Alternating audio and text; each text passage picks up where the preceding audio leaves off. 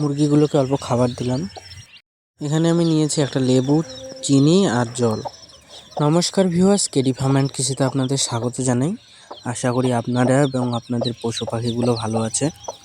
গতকাল 4টের মধ্যে আমার সবগুলো মুরগির বাচ্চা ফুটে বেরিয়ে গিয়েছিল। তো আজকে আমি সকালবেলা মুরগিটাকে বের করে দিলাম, খাঁচাটা শুদ্ধ। মুরগিটাকে নামিয়ে দিয়েছি। আসলে এখন বাচ্চাগুলোকেও নামাতে হবে, কারণ খাঁচাটা পরিষ্কার করে দেব। যেহেতু এতদিন খাঁচাটায় ময়লা ছিল, অর্থাৎ খড়গুলো ছিল, তো এখন খড়গুলো পরিষ্কার করে দেব আর জীবাণুনাশক দিয়ে খাঁচাটা স্প্রে করে দেব।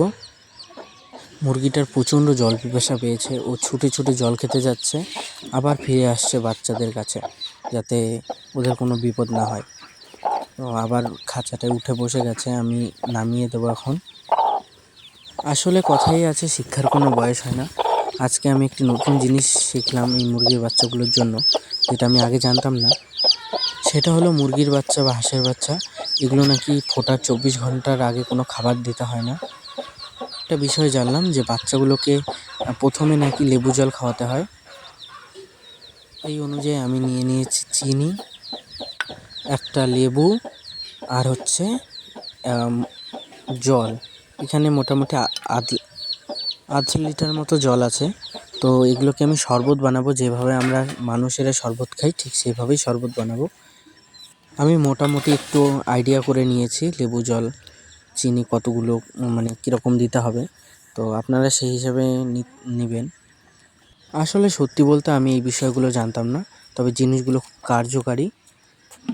আপনারা সবাই জানেন যে লেবুতে প্রচুর পরিমাণে ভিটামিন সি থাকে, যা মানবদেহের পাশাপাশি পশু পাখিদের জন্য অনেক উপকারী। মুরগির বাচ্চাগুলোকে নামিয়ে নেব। এখন প্রায় 22-23 ঘন্টা হয়ে গেছে, ওরা কিছু খায়নি। তো আমি প্রথমত ওদের এখন জল দেব, একটু জল খাক, খাবার আরও 1-2 ঘন্টা পরে দেব। আসলে সত্যি এটা বড় শিক্ষার বিষয়, কারণ মুরগির পেটে যে ডিমের ভেতর যে কুসুমটা থাকে, এটা খেয়েই নাকি ওরা 24 ঘন্টা থেকে এবং বেশিও, 24 ঘন্টার বেশিও তারা টিকে থাকতে পারে। তো এই বিষয়টা আমি আগের জানতাম না, আর না জানার জন্যই আমার আগের অনেকগুলো হাঁসের বাচ্চা মারা গিয়েছিল। আমি এখন উপলব্ধি করছি। কারণ কি হয়েছিল, আমার সকালবেলা বাচ্চাগুলো ফুটে বেরিয়ে গেছিলো, আর আমি বিকেল না হতেই তাদের আমি খাইয়ে দিয়েছিলাম। তারপর একে একে দেখি প্রত্যেকটা বাচ্চা মারা যাচ্ছে, কিছুই বুঝতে পারছি না, কোনো রোগ নেই, শুধু দেখছি হুট করে মারা যাচ্ছে।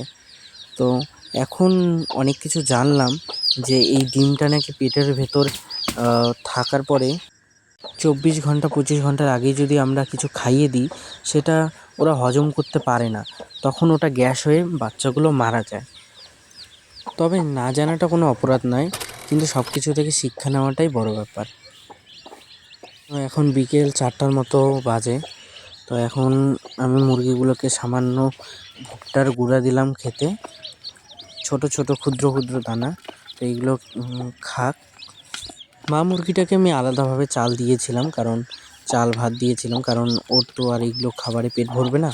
তো বাচ্চাগুলোকে দিয়েছিলাম, দেখি আলাদাভাবে খাচ্ছে না, তার জন্য মাটাকেও দিয়েছি, যাতে মাটা দেখা দেখি বাচ্চাগুলো খাবার শেখে। যাই হোক, গল্পে গল্পে আমার মূল কথাটাই বলা হলো না। আমার 19টা ডিম থেকে 15টা বাচ্চা ফুটেছে, আর 3টে বাচ্চা বেরোতে পারেনি কোনো কারণবশত, এবং একটি জমেইনি।